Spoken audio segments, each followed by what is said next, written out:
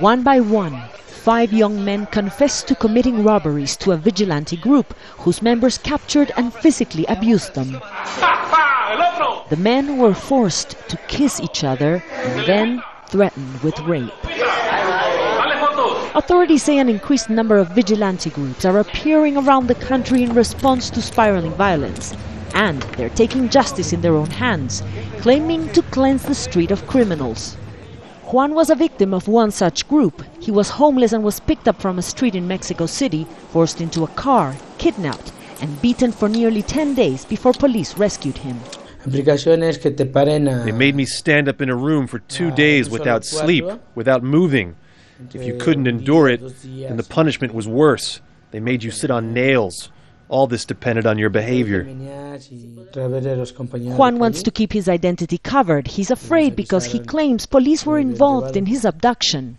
When they picked us up, there was a police patrol car behind the van.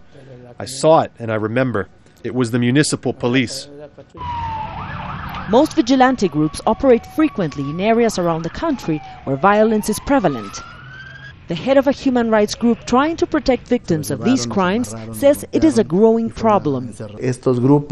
They want to free the streets from traffickers and drug addicts. So they cleanse the streets by kidnapping the victims and taking them to a sort of private jail. They're acting illegally. There's a widespread perception among Mexicans that because police are corrupt and unable to keep neighborhoods safe, something that vigilante groups may be an option that provides security even though they're acting outside the law.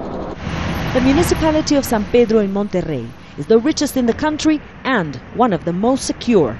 According to its mayor, Mauricio Fernandez, 3,000 men have been trained to provide intelligence to security forces. However, these men are paid by private monies and operate independently from local law enforcement. Fernandez would not reveal more details. He just says fighting crime is a problem. I don't have jurisdiction, or I don't have ways of confronting the organized crime legally. So I don't have... How do you confront the organized crime? Well, frontally. I just say, well, we have to do it. We have to take, we say, the bull by the horns. What does that mean? What do? You have illegal groups? To be in communication and hand by hand with the state and with the federal government and with our army, working together for whatever we have to do. If that doesn't work, I will agree to have that kinds of groups if it's necessary to have them. As the state and local security forces are seen as failing to keep the streets safe, the way may continue to be open for faceless, anonymous groups to combat violence with violence. Mariana Sanchez, Jazeera, Mexico City.